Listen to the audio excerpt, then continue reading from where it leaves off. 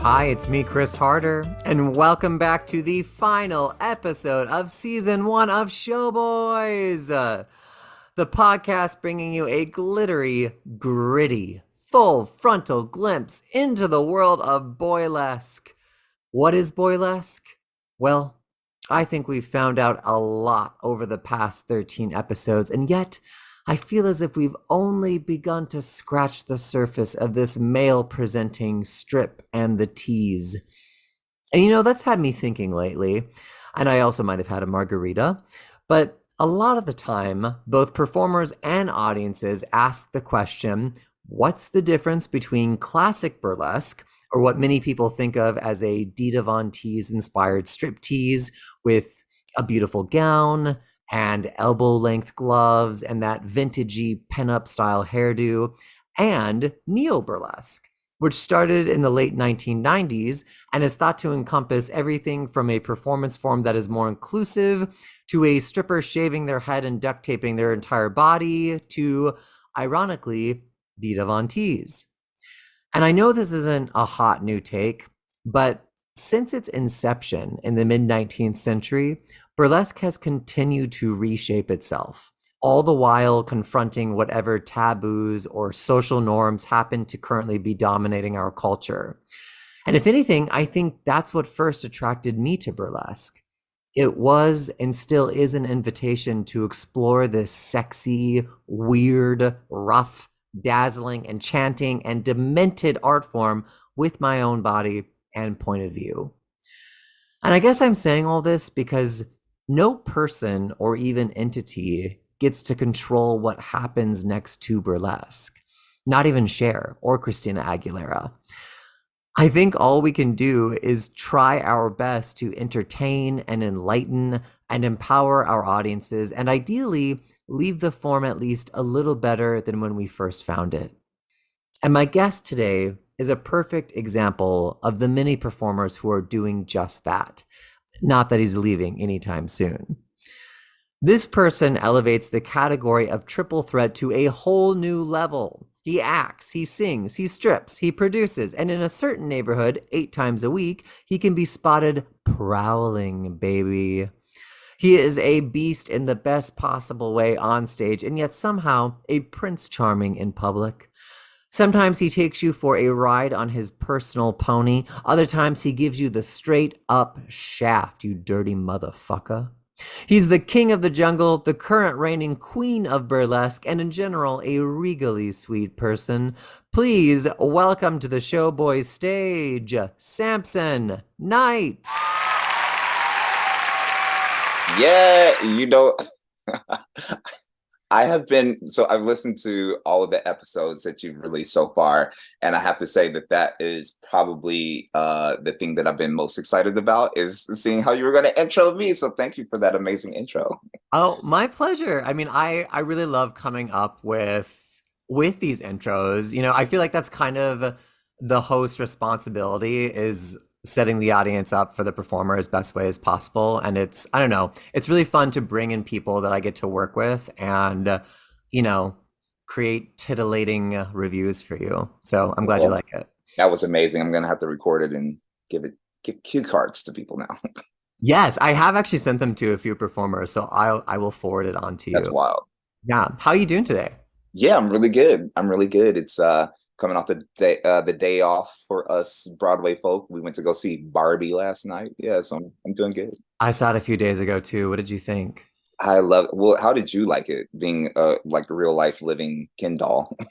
Well, I feel like I'm kind of like a secretly psychotic Ken doll. You're weird, Ken. Yeah, I'm weird Ken. I'm the Ken that the family doesn't talk about. That's like deep in the toy box. I loved it. I thought it was really smart. I think I was expecting it to be a little bit more subversive. Hmm. There was like some of the writing, it was very like, now I'm going to walk over here and now I'm going to pick up this Barbie dress and you're going, but I think overall the messaging, the production value, I'm definitely going to go see it again. Yeah, same. We loved it.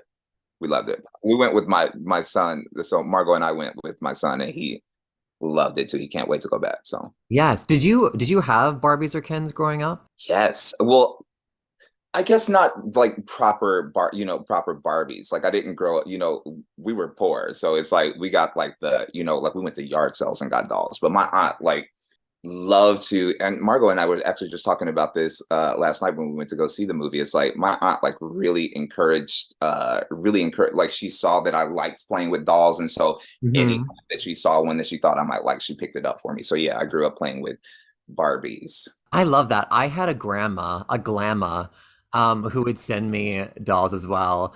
Like my family was squarely middle class, but like my dad was a football coach, a baseball coach, a basketball coach, and well, actually, I promise I'll actually ask questions of you in a second. But the long and short of it is that I once had all these Barbies when I was like 5, and then Hmm. they went missing one day. And I think because I was still kind of, I don't know, my brain was still squishy. It just kind of like I forgot about it. You got that? And Oh, then, no. yeah, my mom told me that years later, my dad took my Barbies and he threw them in the river on his way to work.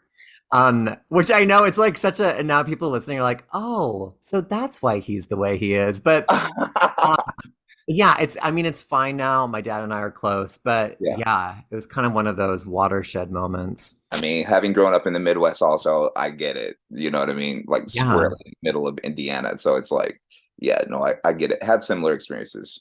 Yeah. Anyway, this interview is about you, Samson Night, not me. Okay, okay, okay. Let's get into these questions. So, you've worked in film, television, and professional theater for over 25 years.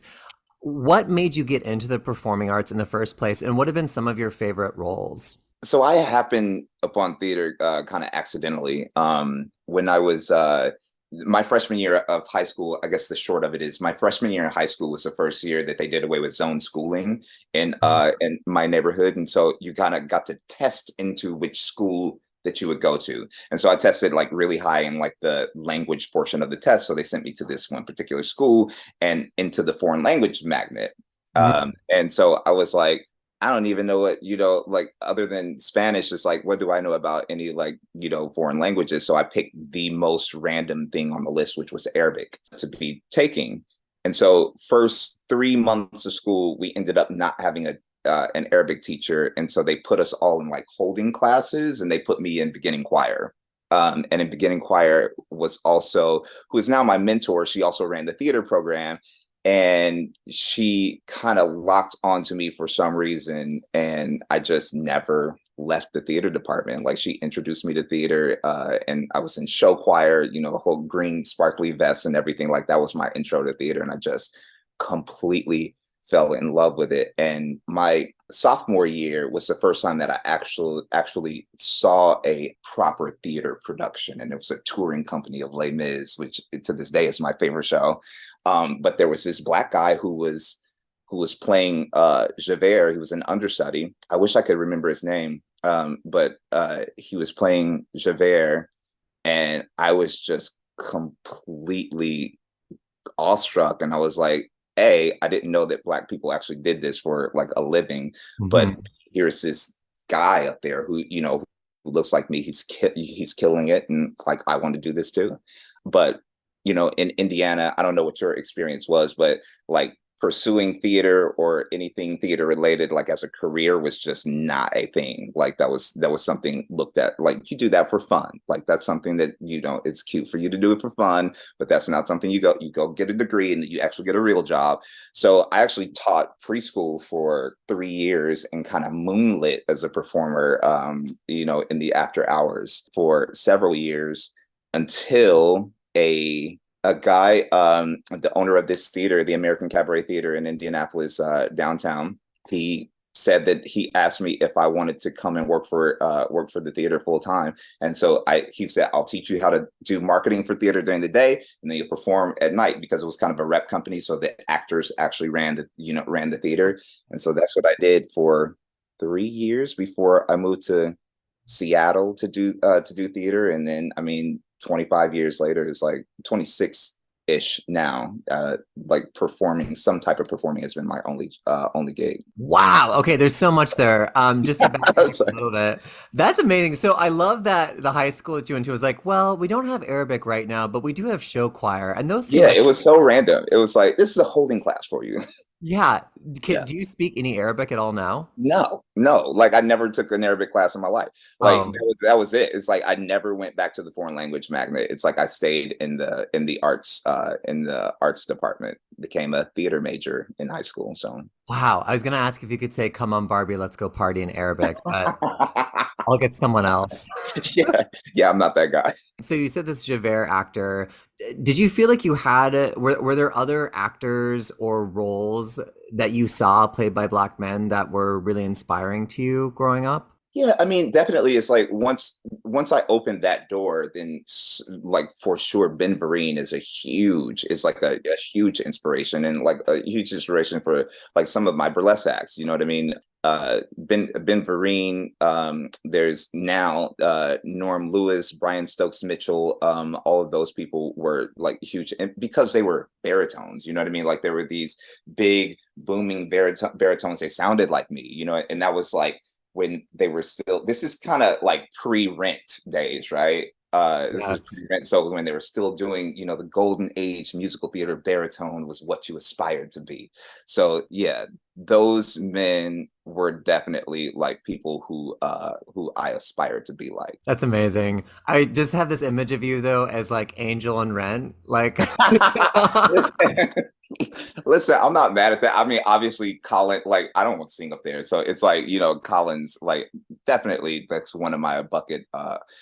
Oddly enough, my son has played that role before I got to play it, but like that's definitely a bucket list role. But you know, I fought it for a minute. Like the whole, Mhm. and this is kind of veering off, but kind of not because I look at like what's happening in burlesque right now, and I always like compare musical theater to that, where it's like me growing up as this classic baritone and like you know prepping for that almost my entire life Mhm. as far as like prepping to go into this is the business. It's like that's what I prep for, and then all of a sudden they change it to these rock tenors. You know what I mean? Like here they come with these rock in these pop musicals, and I don't sing like that. So Sure. it's like you know, so it's like I fought it for a long time, but you know I understand for you know like it's obviously necessary for theater to survive that it has to you know like it has to evolve and it has to change and all these things and blah blah blah blah blah. Yeah, and that's why we now have Mrs. Doubtfire the musical on Broadway. Don't get me started on that. Yeah, not an endorsement for Mrs. Doubtfire on Broadway, by the way. Yeah, Um, thanks. so you currently are starring in a Broadway musical that is about cats, kind of, but is not cats. How long have you been doing that, first off? I'm going into my 19th year. Wow, that Yeah, is joined this Cats but not cats 19 years ago, that's almost. amazing. So I'm just curious, how do you find spontaneity and that kind of performance job, and how do you keep things fresh for yourself? When I first joined the company, like I was trying to emulate one of the original actors in the show, and just found out that I couldn't. You know, like I was failing miserably at trying to emulate this particular actor. Hmm. Um, and the director actually pulled me aside and like some actors you might too like you're going to cringe it when I say this, but I found it actually super helpful and very sobering. He gave me this perspective and he said, listen, the show is a box. I don't ever want you to forget that it is a box, but if the show is a box, you're this little dot inside the box. Look at all this room that you have to explore. Don't feel locked into what has come before you. Like you have all this room to explore. And so I kind of took that and ran with it. And so it's like I add pieces of myself. Now I feel like that gave me the allowance to kind of add pieces of myself to how I interpret the role. So I add, Hmm. you know, I'm a martial artist. I have a second degree black belt in Taekwondo, and I also do Kung Fu. And so it's like I add those movements into how I interpret this particular character. I'm a father. And this character is that I play is a father too. Like my struggles, as a father, I add that into how I interpret the Mm. role, and that's always changing. My son is 21 now, so you can imagine like the spectrum of things that we've dealt with, in our dynamic.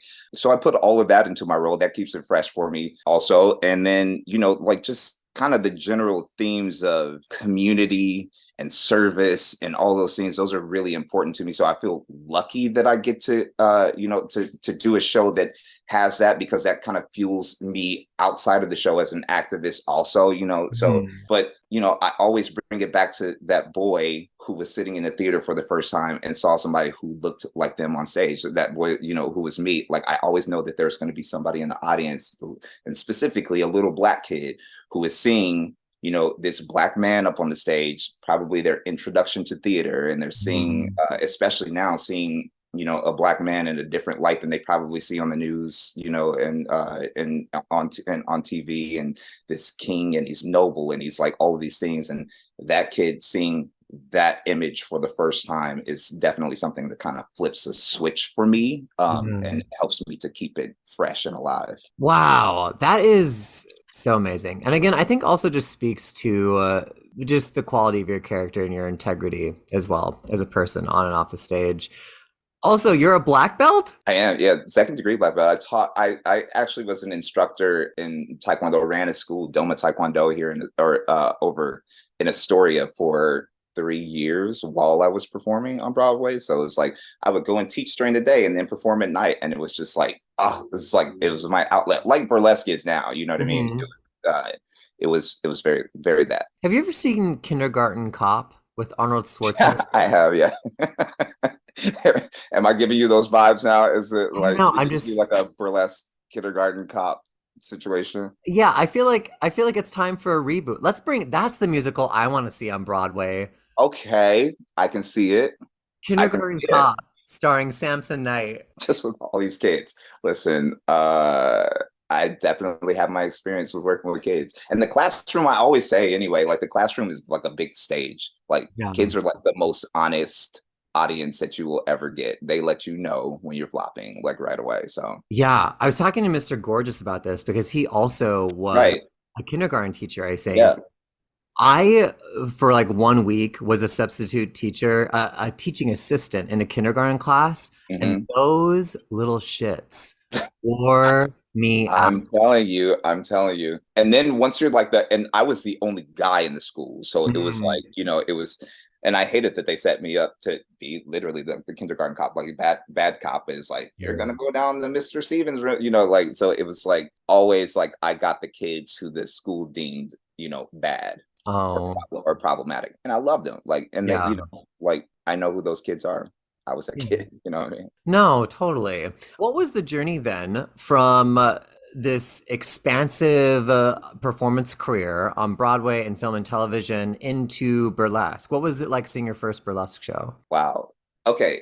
So this is, I guess, kind of twofold, because when I was on tour, like 2012, we were in Vancouver, and I met this burlesque performer randomly, came to see the show. We met at the stage door. Is it Ruth Orde? Do you know Ruth? Ruth Ordera? I don't, but I love that name. Yeah, Ruth is an amazing performer. Actually, her and her burlesque partner just competed at BHOF in the small group category. But she's amazing, and we got to know each other, and we would just chit chat. And she was like, "Have you ever heard about or thought about burlesque?" And I'm like, "I don't even know what that is." So no, she was like, "You need to go and look immediately. Go in YouTube this guy Ray Gunn." And so she sent me on a hunt, and like I remember seeing Ray for the first time on YouTube, and like obviously he's an amazing entertainer, and it's like the act that he was doing was just super captivating. But I also remember like being super kind of jealous about like what he was doing, and I didn't really know why. But Sure. like after that, like after we left Vancouver, I never really thought about it again until I met Margo, and we were doing Broadway Bears together. So after Broadway Bears, I asked her out on a date, and so since we could eat carbs again, so I asked her out on a date for waffles, and then she walked me to work, and she then texted me later in the day and said, "Hey, I'm about to go out of town for a few days. I don't want to leave town without kissing you." so I want you to meet me down at the slipper room. I'll be there tonight, just like to watch. And I was like, the hell's the slipper room? And I met her there. She was late. I walked into the slipper room, didn't know what the hell was going on. And all of a sudden, when you walk in the door, I see Jezebel Express up on the stage in doing her astronaut act. And that was the first act that, like, the first live burlesque performance that I had ever seen. And I was just like, where the hell am I? And how do I live here?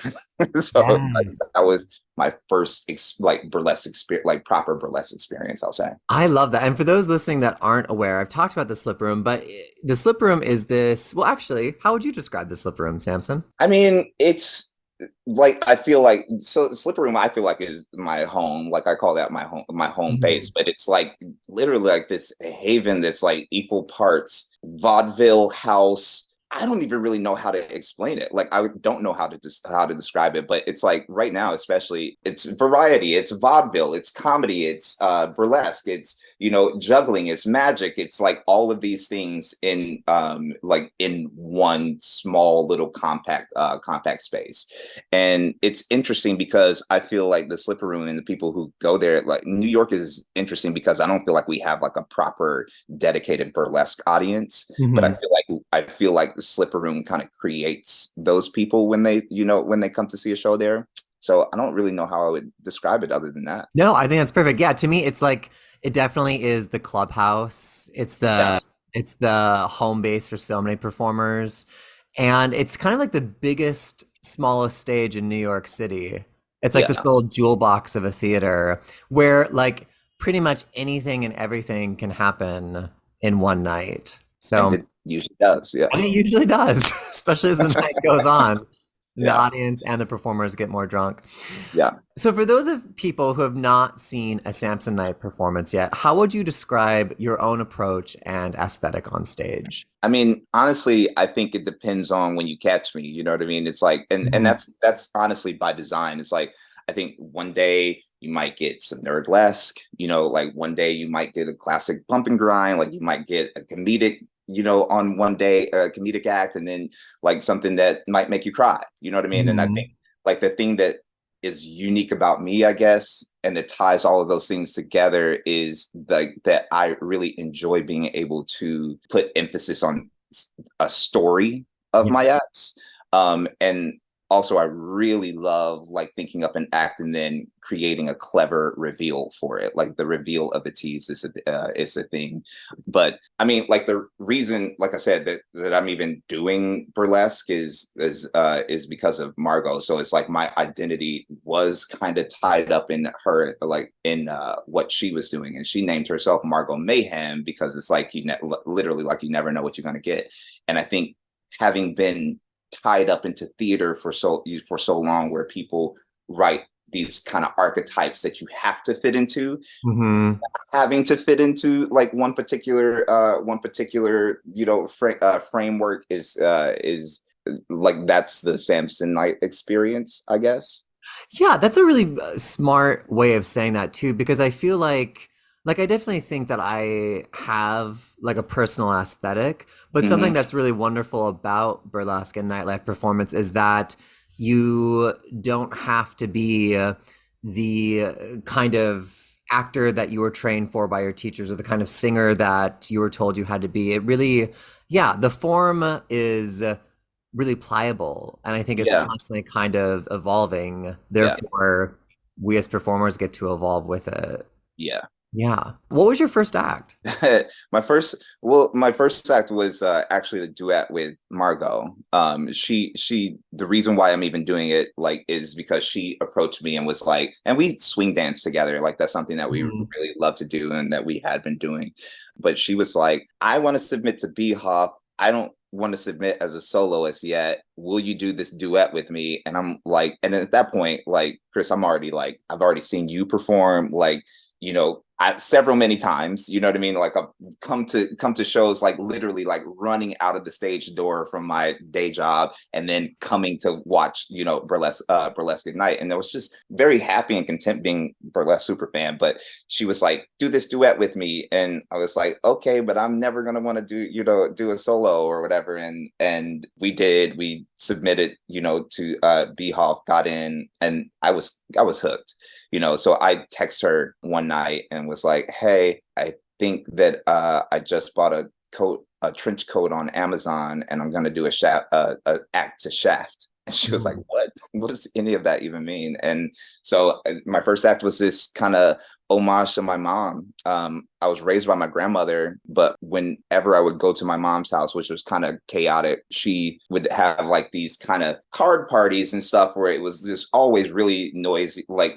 And so I would kind of hide in her bedroom, and she had these velvet paintings of there was one of Pam Grier, Richard Roundtree, and then this big Black Panther, like on all three of the walls. And that act in particular is kind of my homage to her, and and the blaxploitation films of the 1960s, you know what I mean? So it's like I feel like all of my acts have something to do with my childhood or the Black experience, and more particularly my Black experience. So the first act that I ever did was this homage to her, which is Shaft. Yes, and I talk about great reveals. I mean, I won't give them away in New York, but there's a incredible reveal with that trench coat.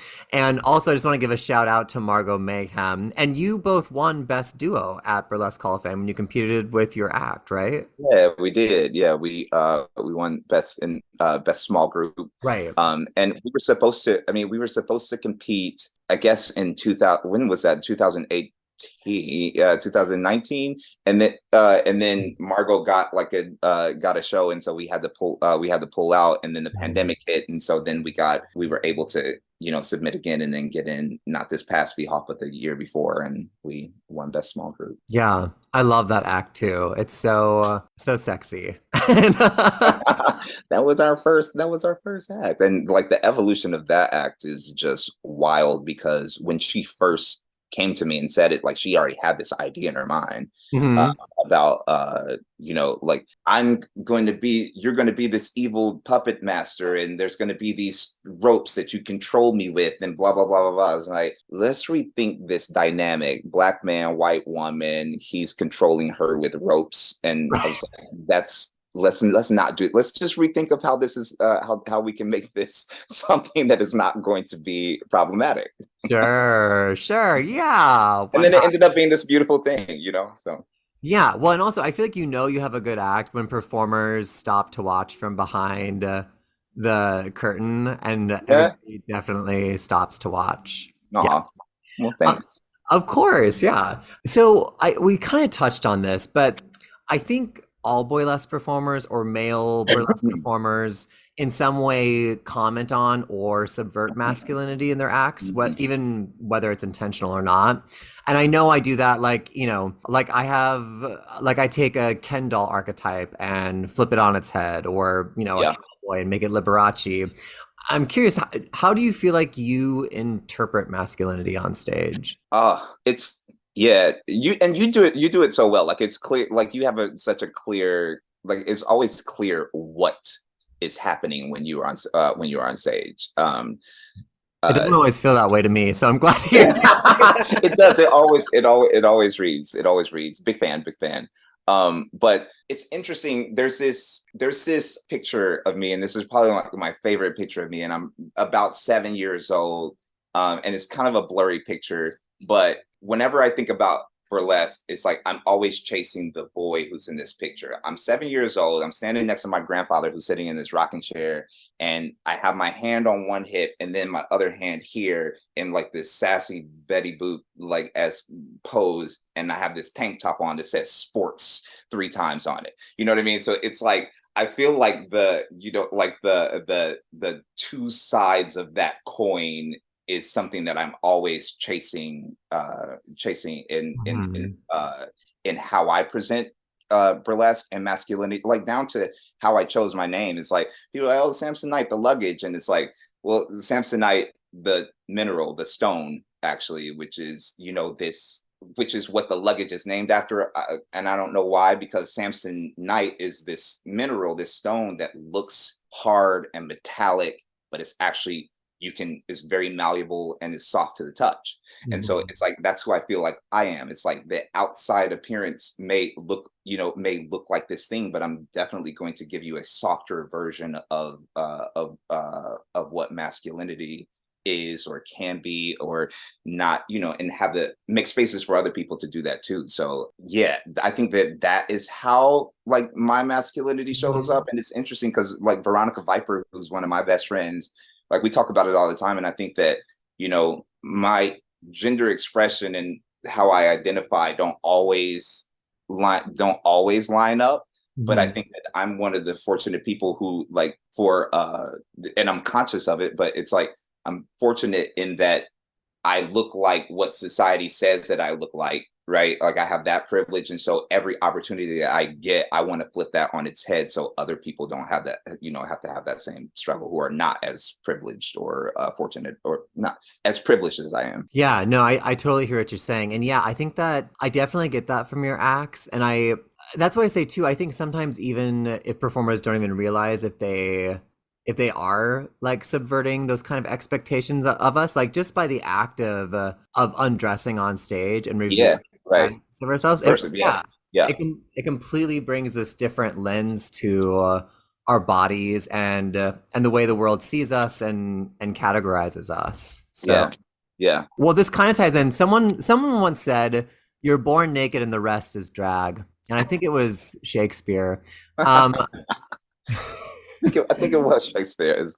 so, what parts of yourself do you think your burlesque drag allows you to access or enhance? Yeah, and it is that it is that it's that little boy. It's the idea that boys have to look a certain way, and like I said, like I talked about earlier, it's the idea that roles are like the roles that are written for me, even ones that are like the sexy leading man, are written very very specifically, and in my opinion, one dimensionally, Hmm.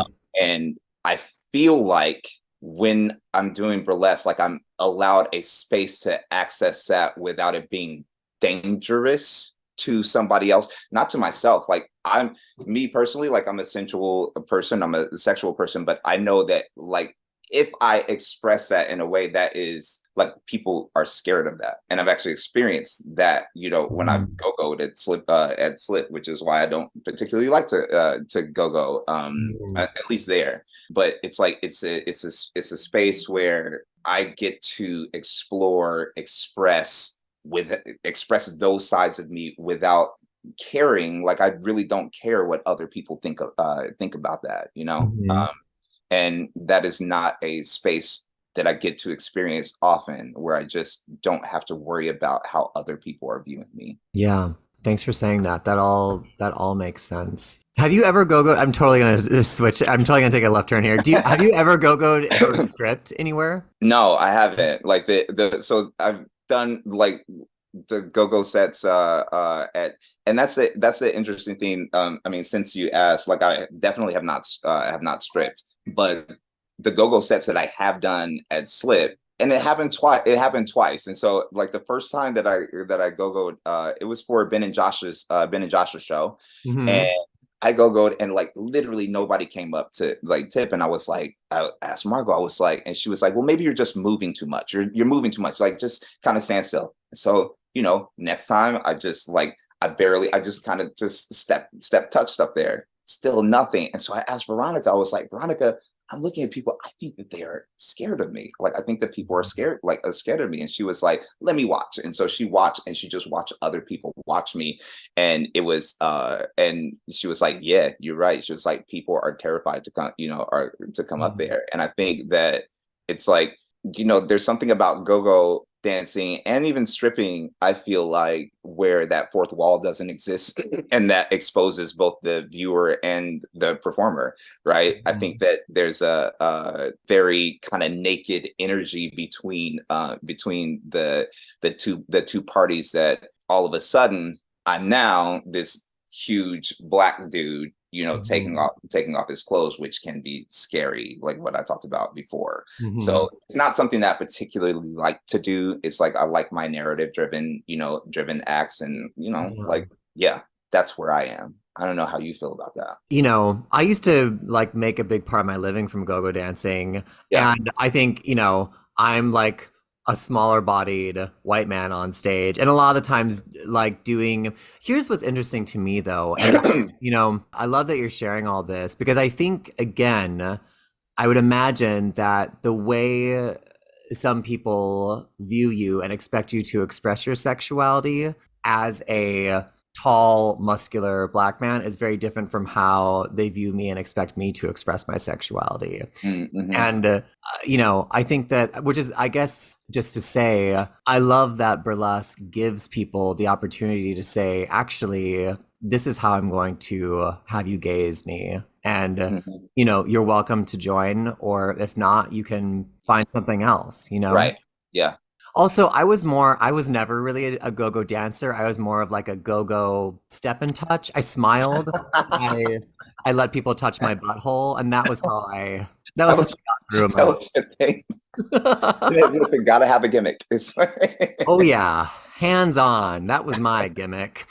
So, broadly speaking, I think some people might say like the major difference between professional theater burlesque is that the theater has a more refined, rehearsed approach, and burlesque encourages maybe a certain amount of improv and, rawness. mm-hmm. What do you think from your own experiences, though? What strike you as some of the differences? Oh, I don't know, because it's like I don't know that I fully agree with that, because it's like Hmm. I rehearse the hell out of a thing. However, Margo, generally speaking, she does not rehearse, which makes like creating new duets like really difficult.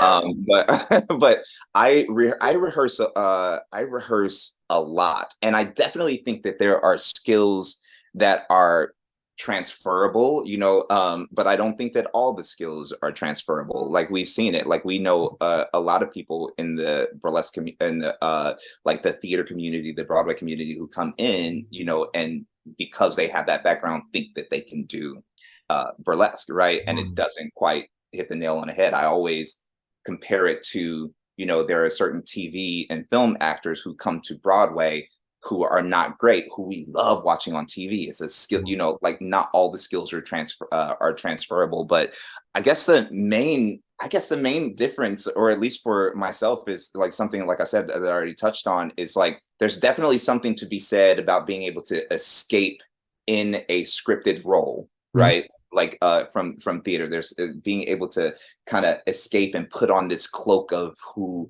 of what the character needs. But I think in burlesque, or at least how I present my burlesque, it's like the thing is, it's the opposite of that. I'm taking off the cloak of that and becoming more of myself.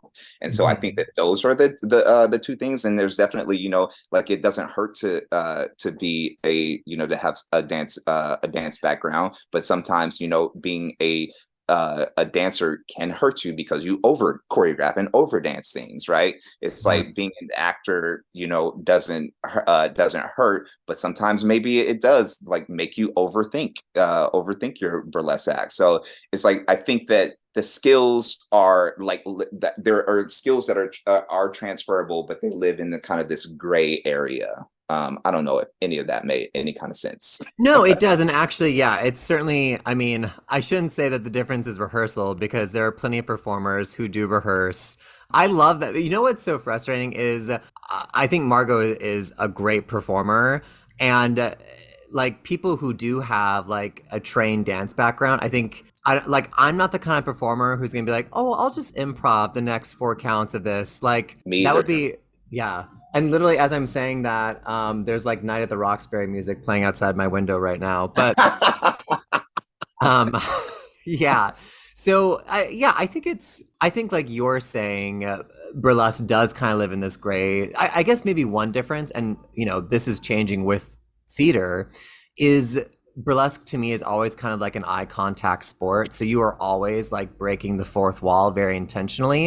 And there are Mhm. certainly shows that do like theater shows that do that, but I think Yeah. that's very much intrinsic to burlesque is the audience Yeah, performer connection. sure. The music is still, can you hear the music right now? It's still playing No, outside my no, window. I can't hear it at Okay. all. All right. Well, if you can hear it, listeners, then, you're just privy to my life in Ridgewood, Queens. Your tagline is the chocolate charmer, and you are very charming on and off the stage. Is that a quality that's always come naturally to you? I don't know. I mean, it's something that people have certainly called me. I think that I'm interested. I think that the thing that is I feel like that people think is charming about me is that I am very interested in people, like genuinely interested, and so it's like I take the time to learn about people and have conversations. I'm genuinely just interested in people, and I think that that is something that people find charming, whatever that means. But yeah, I mean, I've always been like that, and I like to think that it kind of translates on stage also. But it's like, yeah, when I chose that tagline. I know you're not supposed to, but I was like, I'm taking this before anybody else gets it. I chose that specifically because it's like that is something that people have, deemed me as. And then I also wanted something that again related to my or commented on my experience as a Black person. So it's like, man, like kind of owning the fetishization of how people talk about Black people in general. So it was me Mhm. kind of reclaiming those things and putting them together. Yeah, definitely. I was just thinking as you were saying that. Well, first of all, I mean, again, I'm not just blowing smoke up your butt, but like you are a genuinely kind person backstage as well. And I feel like it's funny to me, you like your interest in other people. Of course, actors and burlesque performers are going to love that because we're all narcissists. So, but again, I think that again just speaks to the high quality of your character. And, I think we can all take a note from that. Just and like actually like being curious about each other's work and about each other's lives because I feel like that is when I learn so much, just not about my Right. peers but about myself too, and Yeah.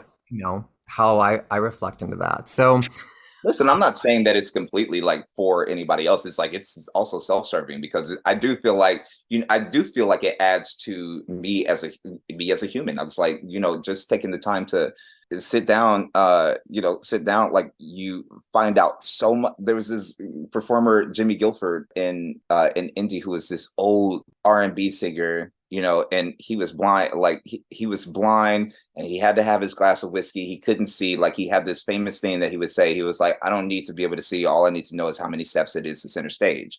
And like I would sit down and talk with him endlessly, and I think like just like hearing his stories definitely influenced like how I like what I ended up putting on the stage, and so it's like it might be a little selfish, you know what I mean? So like charming or whatever, but it's like I like to know about things not only because it's for like giving you something to be able to talk about yourself, but also it helps me too. So yeah, well, I'm so happy I can help you.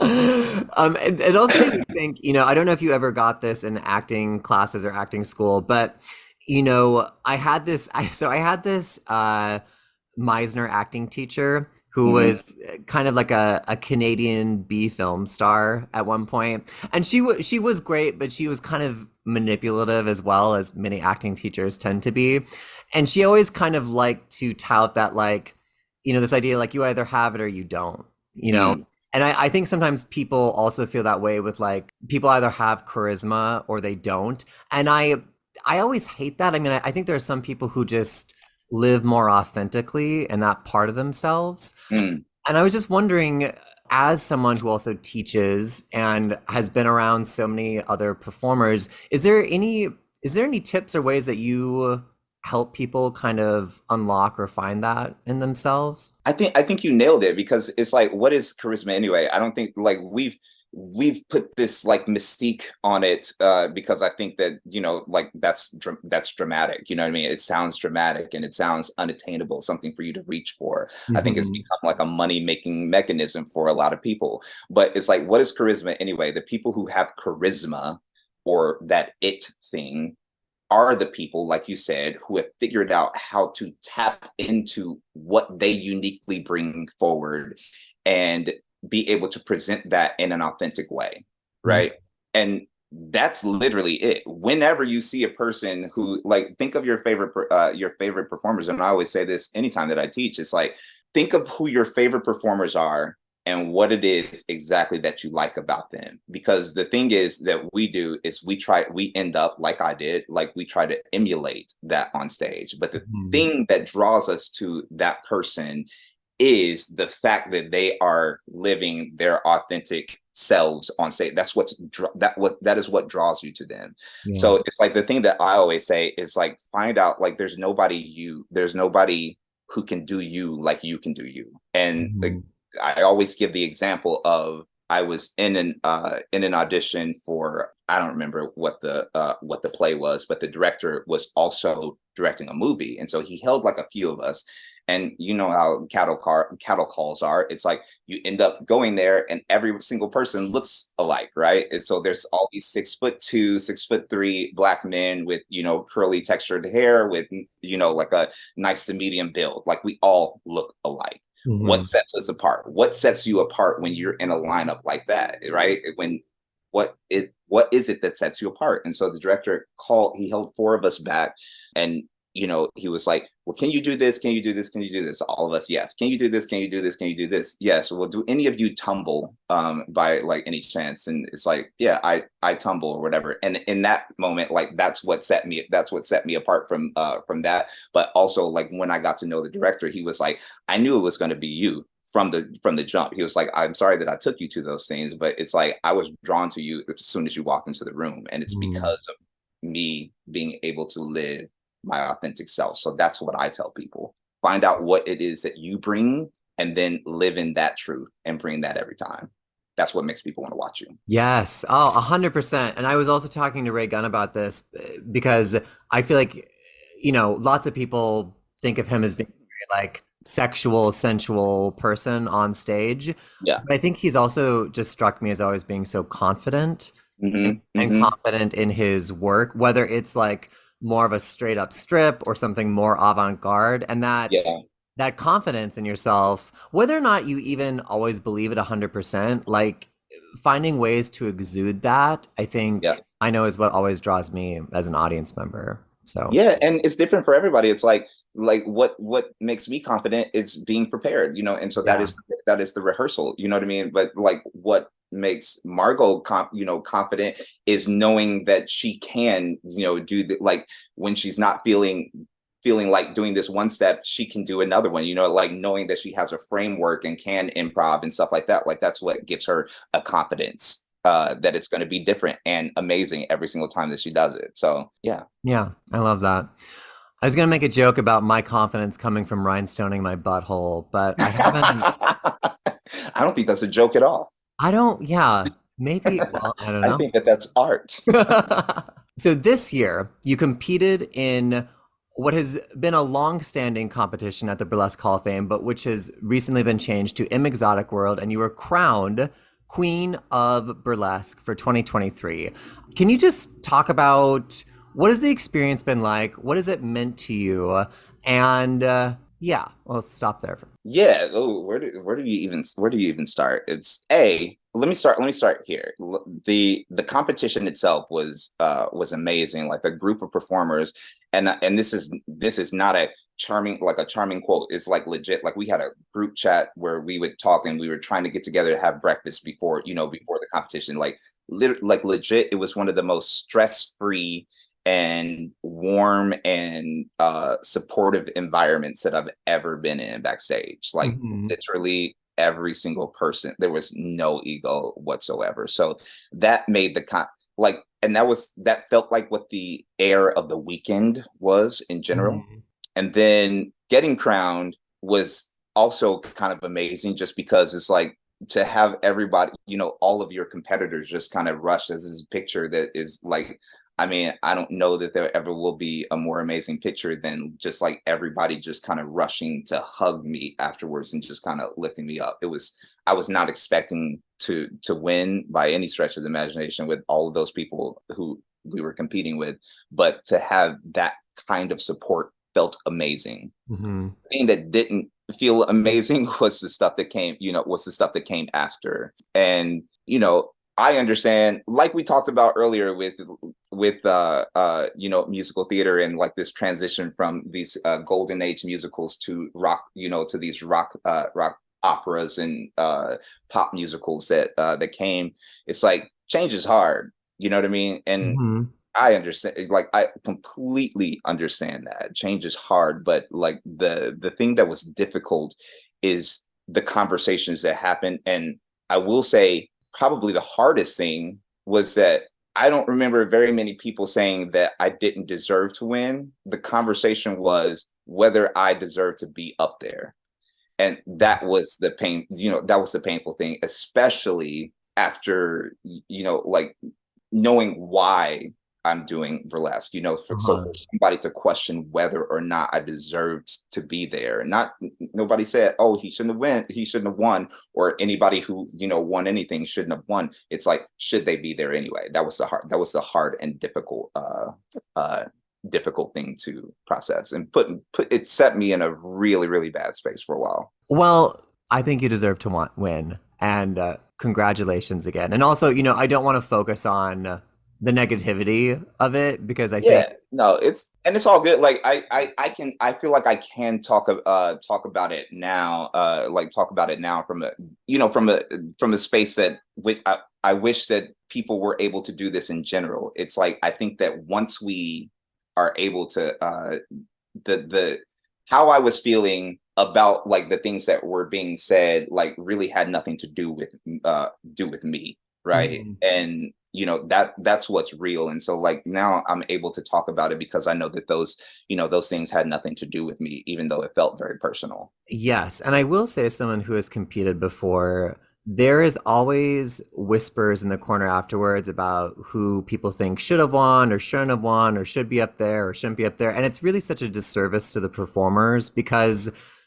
everyone who gets to be on that stage, to me, deserves to be there and deserves the crown, or deserves a crown. Like it is splitting hairs, and again, it's just ultimately kind of a disservice to the greater community industry and the efforts of people at Burlesque Hall of Fame to kind of spiral into what usually are pretty unexamined think posts, and I'm using air Yeah. quotes around think posts. Yeah. You're right. Yeah, you're 100% 100% right. And like I am lucky. It's like people have been overwhelmingly supportive also, and especially like some former queens who have reached out, and just to learn that it's like my experience is not unique. It's unique to me because it's like and I knew right, I knew that this year, like whoever won, if it didn't line up with who traditionally wins that particular competition, it was going to be a thing. But it's like in talking to Lulu and Poison and Indigo and Inga and Dirty and all these former queens, it's like everybody has had something that they've had to deal with. So I've been grateful to have all of their support too. Great. Well, I'm really glad to hear that. Can you just talk a little bit about, because the thing with M Exotic World now, for those that don't know, is that it is an open category for all genders, and the person who wins chooses their title, which could be M Exotic World, it could be Queen of Exotic World, King of Exotic World, et cetera, et cetera, et cetera. What was behind your choice to choose Queen? Yeah, well, let me start just by saying that I think that there are some like very, and I've always said this, that I think that there are very real and valid conversations happening around gender and Mhm. how gender roles play, or how gender plays a role and shows up in power dynamic and power structures. Like I think that that is 100% true.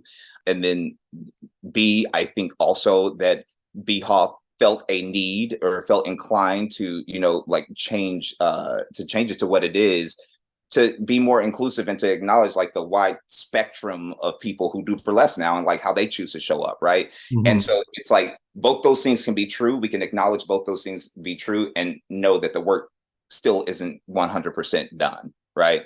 Oh And yeah. I personally chose the queen chose to keep the queen title because I personally didn't feel a need to masculinize the title. Mhm. uh, I don't feel, me personally, I don't feel like the title equals the person. I feel like the person has the opportunity to represent the title. Mhm. And that is what the title had been. And that said, like I do love that they give the options for people to have to choose a title that affirms them, Right. right? And I think that that is super important and something that I voted for and that I will continue to fight for, like outside of burlesque, period. But I chose it because I didn't feel a need to masculinize it. That's part A, and to just continue with the history of what this title was, especially when there's so much other stuff changing around it. And then also, like we touched on earlier, it's like I have the privilege of how I identify most of the time. It lines up with how I present, at least Mhm. through a societal lens. And I know that there are a lot of people who I love dearly that is not the case for, and they're constantly misgendered, constantly, questioned, side-eyed, like all of the things. And so me having the privilege that I do, looking the way that I do, it's like I do want to give people a pause and just ask the question like you did. It's like, why Mhm. did you choose queen? Like, you don't look like a queen. It's like, well, that is the problem right there. It's like we attach what people should go by or what people should identify as based on solely how they look. And if we Mhm. just stop to have a conversation, then we can actually feel understand what is real and what isn't. Right. And so it's like it's literally just to give people pause and to have to have the conversation. And it's like since then I've been called a misogynist for keeping the title. Been called, like people are said that they were uncomfortable with me. And the interesting thing is I had the title of Queen of the Roses at the Yes. Brooklyn Burlesque Festival since 2018, and nobody batted an eye. Some of the Mhm. people who were, who had issues with me keeping the Queen title and winning this particular title, like have introed me as 2018 Queen of the Roses. So I think that there is some classist ideals that we have, because that is a regional competition. I think that, and this one was not. I think that there's some things to break down there, classism wise. But I mean, we don't have to talk about all of that. But it's like, yeah, those are the reasons that I chose to to honor the legacy of what it was to. And anyway, it's like I feel like Queen aligns with who I want to identify with, or what I want to identify as, more than King does most of the time, especially Mhm. when I'm in my burlesque persona, right? And then also to just stop and have people ask questions. Let's have a conversation. Yeah, thank you so much for sharing all that. And just to be clear, I mean, I know queens of all shapes, sizes, and expressions, so I salute as queen. Also, I just, as you were talking, it just made me think, I with the whole classes thing, I think Burlesque Hall of Fame is seen as like the highest honor in our community Mhm. industry. But I think, yeah, there's just nobody owns it at the end of the day. Like nobody owns burlesque or owns whatever expression of it that they think is like the burlesque or the classic. That's to me that's something that is so beautiful about burlesque is that, and I've already said it, but to me, it's always evolving and changing. In part Yeah, because like it's always evolving to meet like the sexual double standards, the taboos, the way that we talk about sexuality and gender at yeah. any time in our culture. So Mhm. like it has an elusiveness to it that I think is really, I don't know, comforting and exciting. Yeah. And I was looking through 21st century burlesque just to see if there were like any articles about M Exotic World or the changes or anything. And I found this article that Joe Weldon wrote back in 2014. It's called A Brief History of the Miss Exotic World Pageant. And this is just a little excerpt. She says, I spoke with Dixie Evans last June. And for those people that don't know, Dixie Evans was one of the founders of Miss Exotic World. Go check out the article. It's a whole other podcast, but just as a context, she says, I spoke with Dixie Evans last June after her stroke, and she said, as she always had, that the most important thing was that people hear that burlesque was an art form and a part of our American cultural history. This is how Dixie spoke about burlesque, and that is what I believe she wanted her legacy to be. And later on in the article, she says, just remind them, Dixie said, that they should always do things their own way. This was Dixie as I knew her, passionate about the past and the future of the art form around which she built her life. Wow. Yeah, I met Dixie, I think, very peripherally the first time I went to Exotic World years ago.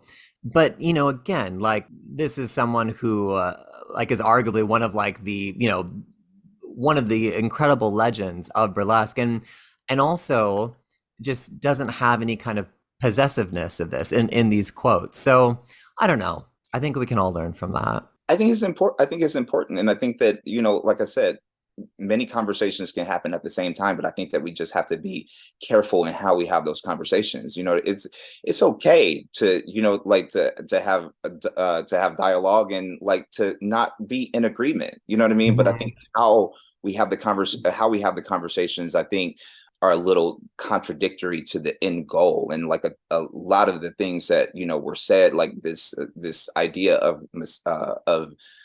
misogyny and the patriarchy like taking over burlesque because of this, because of what the results were here. I think, like one of the most misogynistic comments that I saw was the fact that, like you said, it's like you had Joe Weldon, you had world famous Bob, you had Lily Von Stupp, you had Anita Brazier, you had Snowy Sinclair, you had Lakota, all there, like, and like if you just have the combined experience of those people in this burlesque world, and you say that they were somehow mystified that there was a guy up on the stage and that's why that person won, I feel like it does those people a disservice. So so how we talk about, or how we have the conversations around what is, what should, what shouldn't be, I think is as important as whatever the topic is. It's like, let's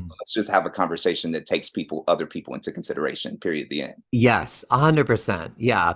And also I feel like, and this isn't shaded at anybody directly, but social media, I think, is a great jumpstart for people, but it's like, to me, the conversations always happen in person, like it's pretty hard. Like the monologues happen on social media, and rightly so for, well, let me take it back. Not all monologues are valid on social media, but the real conversations, like they have to happen in person, or they have to happen over the phone, like you one-on-one. Yeah. And I will say that it's like there are like a few of the people who who were loud about their disagreement with how things went down. Like I have had personal conversations with them, and I don't need to say their names, and we've had literal conversations and one-on-ones like outside of that eye. And I'm always a person that will be willing to do that before I am going to like just have some type of diatribe on online that like call somebody out. I don't think that is conducive to like any positive outcome. Yeah, absolutely agree. Well, back to your win. Is there, and I feel like sometimes title holders, they use the win to kind of like spearhead a platform, or maybe take a new direction with their burlesque. And some performers just keep, producing and performing excellence in their burlesque. And I think however people want to interpret that is great. Are there specific goals that you have now as our Queen of Burlesque, or Or in general, are there just things that you're looking forward to working on in the rest of this year?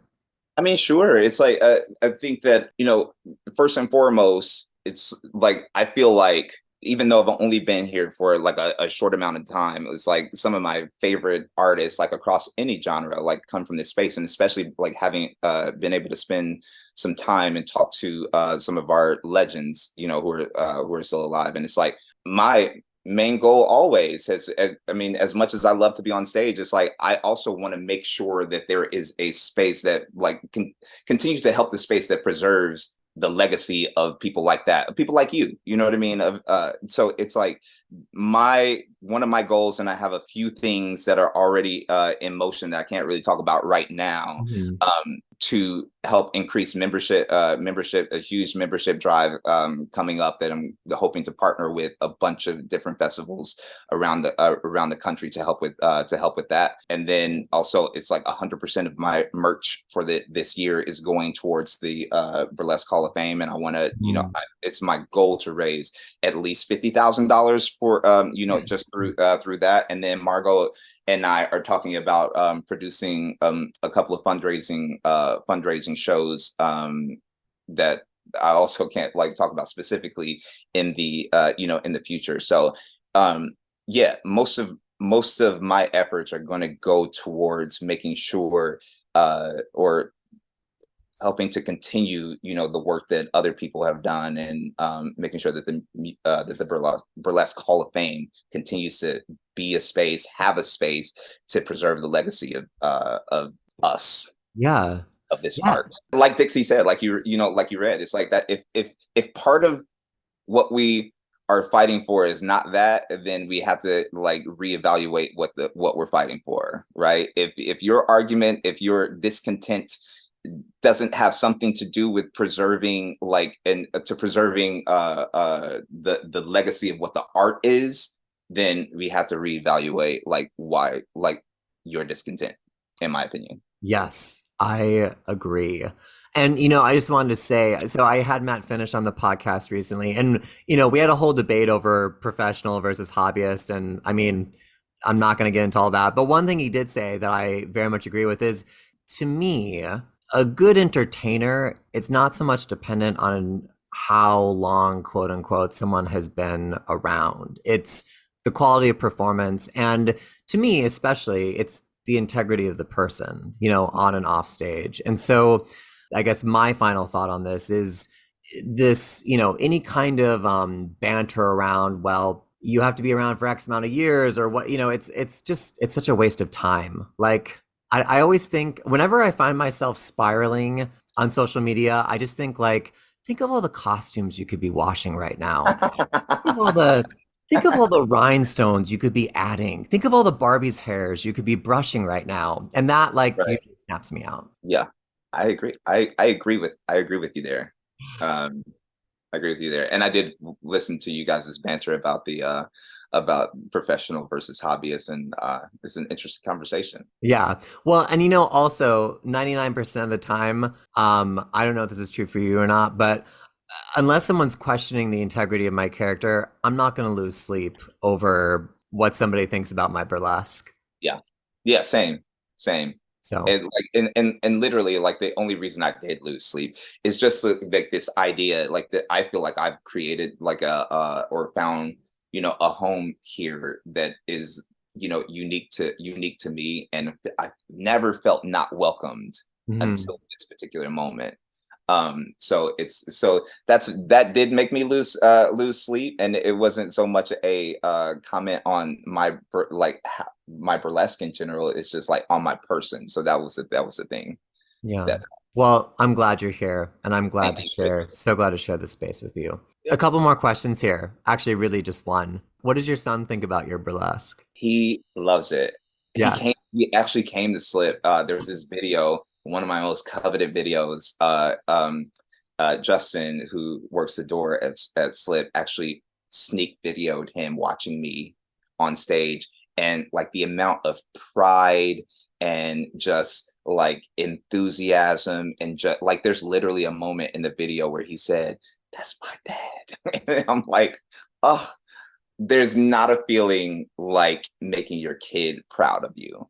Mhm. Right. And it's like, and especially him, like he's grown up with theater, for him to be able to like come into this space and love, appreciate, and get the art of it. And then on top of that, think that his dad was doing good at it. It's like, that's worth any crown. You know what I mean? It's like, that is the crown right there. Mm-hmm. That's wonderful. Samson Night, where can people find you? I am at the Samson Night on Instagram, and I am Samson Night Burlesque on Facebook. I'll make sure to add those links to the Showboys notes. And I know we didn't talk about this, but I had Pinot Noir and Faggoty Randy on several episodes back, and you're Yeah. also 1/3 of Bodysuit. And if you haven't listened to that episode with Pinot and Randy, make sure you go back, and I'll be tagging Bodysuit as well. Thank you. Well, Samson Night, thank you so much for being here. You know, I've said this several times throughout the podcast, but I think you're an incredible performer. I think you lead by example. And, you know, again, it's something that's so special about burlesque is that I feel like there's so many people who are exceptionally talented and incredibly kind. And you are absolutely one of those people to me. And I really look forward to seeing how the next year rolls out with you as our queen. And you know, I guess all I have to say is hail the queen. Thank you, Chris. Thanks for having me on and giving me this platform. And also, I'm a huge fan of the podcast. Like I've listened to every single episode, and I just think that it's such a great idea. And again, learning about other people. It's like I'm taking notes. Well, listeners, on that note, this concludes the first season of Showboys. I can't believe it's over, and thank you again so much for listening, for your comments, for your DMs. I love a good DM on Instagram. And you know what? Don't fret, okay? I'm gonna be back with a season 2 of Showboys, and in the meantime, why don't you treat yourselves to a delicious rerun from this season? And why don't you treat me to a delicious review and rating? Because we all deserve it. Okay, everybody, thank you again so much for listening. And you know what? Until season 2, take care. Bye-bye. You want to say bye? Bye. Thank you for listening to Showboys. If you enjoyed this episode, please like, subscribe, and leave a review wherever you listen to your podcasts. And if you didn't like it, you are a whore, darling.